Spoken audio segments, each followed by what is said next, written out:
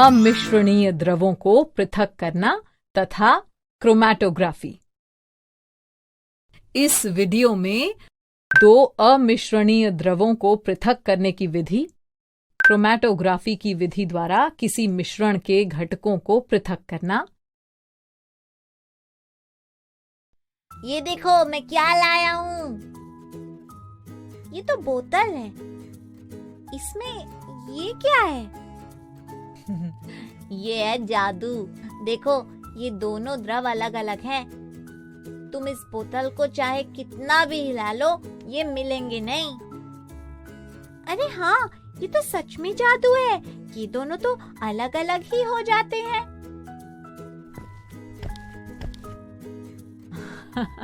जादू नहीं है सवाली, ये तेल और जल हैं जो आपस में मिलते नहीं हैं। इसका क्या मतलब संपर्क दीदी? कुछ द्रव आपस में मिल जाते हैं, जैसे दूध और पानी, जबकि कुछ द्रव एक दूसरे में मिश्रित नहीं होते, यानी ये एक दूसरे में घुलते नहीं हैं। तेल और जल उसका एक उदाहरण है। दीदी, तो क्या नारियल का तेल भी जल में मिश्रित नहीं होता? सही समझे खोजी, किसी भी प्रकार का तेल जल में मिश्रित नहीं होता। तब तो इन्हें आसानी से अलग अलग कर सकते हैं।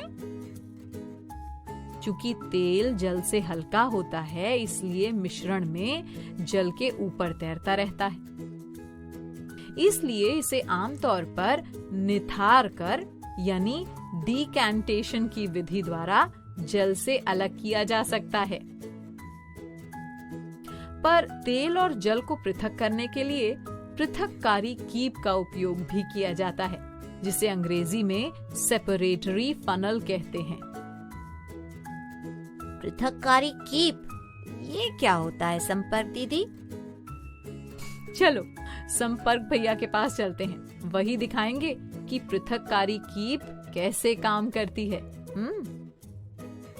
आ जाओ मेरे छोटे छोटे वैज्ञानिकों, तुम सबका स्वागत है संपर्क प्रयोगशाला में।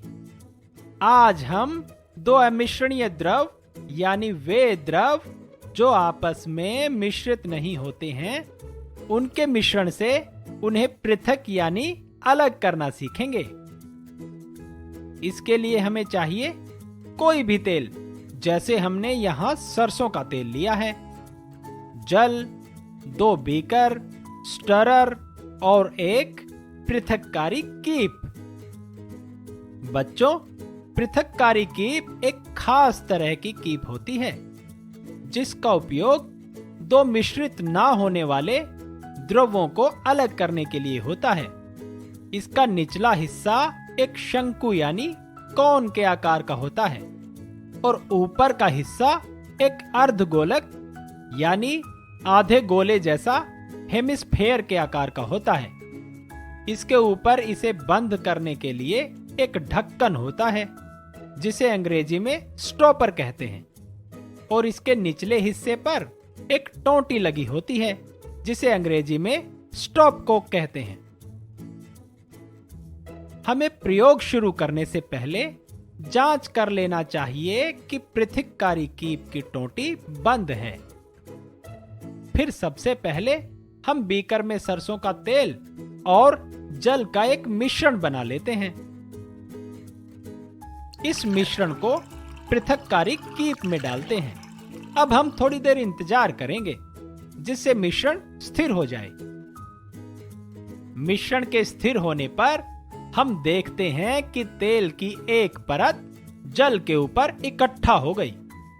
याद है ना, ऐसा क्यों होता है? बच्चों, ऐसा इसलिए होता है क्योंकि तेल जल से हल्का होता है।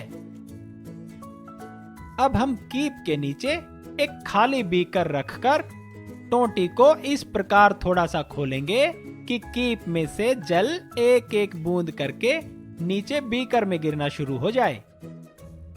अब हम कुछ देर प्रतीक्षा करेंगे। ये देखो बच्चों, करीब करीब सारा जल बीकर में इकट्ठा हो गया है और सरसों का तेल कीप में शेष रह गया है। अब हम पृथक्कारी कीप की टोंटी को जल्दी से बंद कर देते हैं, जिससे तेल जल में गिरकर फिर से मिश्रित ना हो जाए। तो देखा बच्चों, इस प्रकार हम पृथक्कारी कीप की सहायता से तेल और जल को अलग अलग कर सकते हैं। तो अब मैं चलता हूँ, फिर मिलेंगे और नए नए रोमांचक प्रयोगों के साथ। एक बात और बच्चों, निथार कर अथवा पृथक्कारी कीप से हम केवल तेल और जल ही नहीं बल्कि कोई भी ऐसे दो द्रव जो आपस में मिश्रित नहीं होते, उन्हें एक दूसरे से अलग कर सकते हैं, समझे? जी संपर्क दीदी। बहुत अच्छे। चलो अब मैं तुम्हें पृथक्करण की एक और विधि के बारे में बताती हूँ। इस विधि का नाम है क्रोमैटोग्राफी।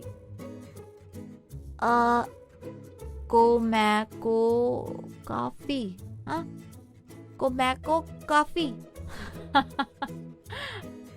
अच्छा, ध्यान से सुनो और मेरे बाद बोलो। Chromatography,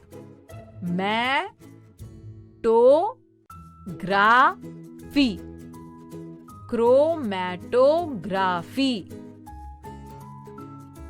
chromatography. बहुत अच्छे बच्चों। पर दीदी, ये क्रोमैटोग्राफी की विधि किस काम आती है? बताती हूँ सवाली। क्रोमैटोग्राफी द्वारा किसी मिश्रण में से उसके घटकों यानी जिनसे वो बना है उन्हें अलग किया जाता है। आओ इसे एक क्रियाकलाप की सहायता से समझते हैं। इस क्रियाकलाप के लिए हमें चाहिए एक प्लेट, सफेद चौक, जल और एक काला स्केच पेन। सबसे पहले एक चौक लेते हैं और स्केच पेन की सहायता से चौक के नीचे वाले हिस्से से थोड़ा ऊपर एक गाढ़ी लाइन बना लेते हैं।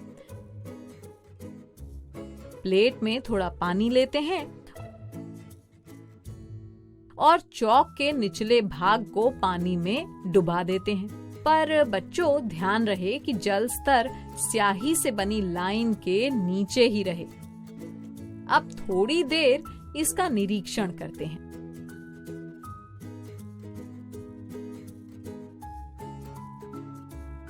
अरे दीदी, चौक तो जल को सोख रही है और साथ ही स्याही भी ऊपर की ओर फैल रही है। ठीक कहा खोजी। अब इसे कम से कम आधे घंटे के लिए ऐसे ही छोड़ देते हैं।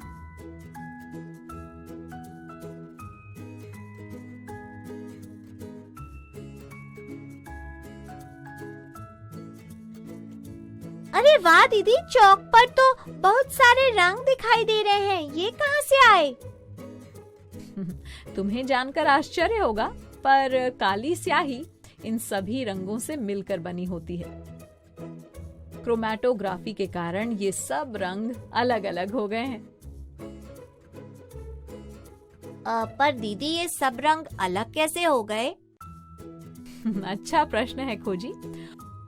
होता यूं है कि जब हम चौक के निचले भाग को जल में रखते हैं तो चौक जल को सोखती है और जल चौक में ऊपर की ओर बढ़ता है।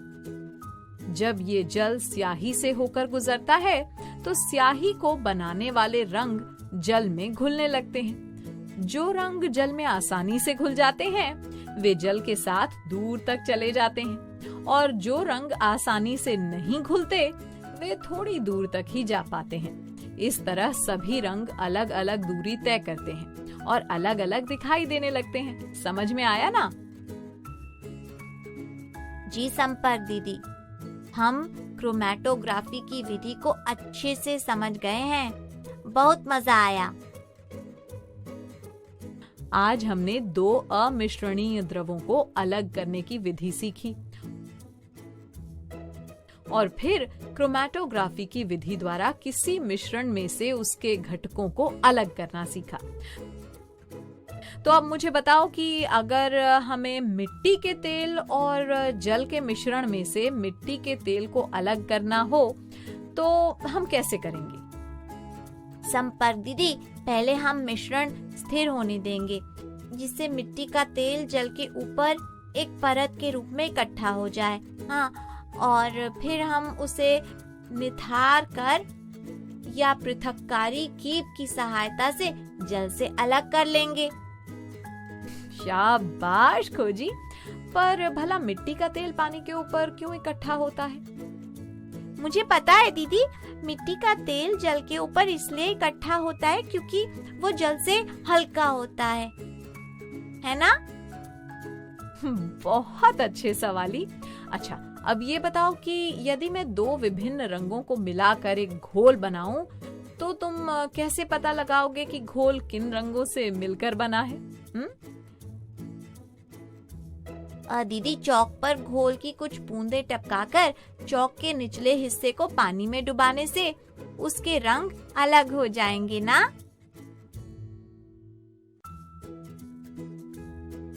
बिल्कुल सही, यही तो क्रोमैटोग्राफी की विधि है। आज के लिए बस इतना ही, अब मैं चलती हूँ। तो चलो, अब संपर्क भैया से मिलो। मैं आया आया आया आया आया।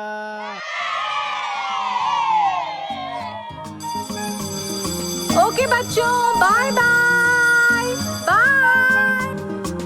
बच्चों, अब मैं जाती हूँ, कल फिर मिलने आती हूँ। इंग्लिश में अब होंगी बातें, मैथ सीखेंगे हंसते गाते। पहेली, किस्से और कहानी सुनना अब तुम मेरी जुबानी। बात बड़ी है सीधी सीधी, मैं हूँ आपकी संपर्क दीदी। संपर्क फाउंडेशन।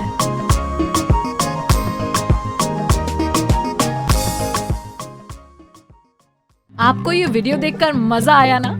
अगर आप इस वीडियो से संबंधित अन्य संसाधन जैसे कि अन्य वीडियो, गतिविधियां, क्विज इत्यादि देखना चाहते हैं तो अभी डाउनलोड करें संपर्क स्मार्ट शाला मोबाइल एप्लीकेशन। और हाँ, अगर आपको ये वीडियो अच्छा लगा हो तो इसे जरूर लाइक करें। और भी नए नए वीडियोस देखने के लिए सब्सक्राइब बटन पर क्लिक करना न भूलें। मिलते हैं बहुत जल्द YouTube और संपर्क स्मार्ट शाला ऐप पर।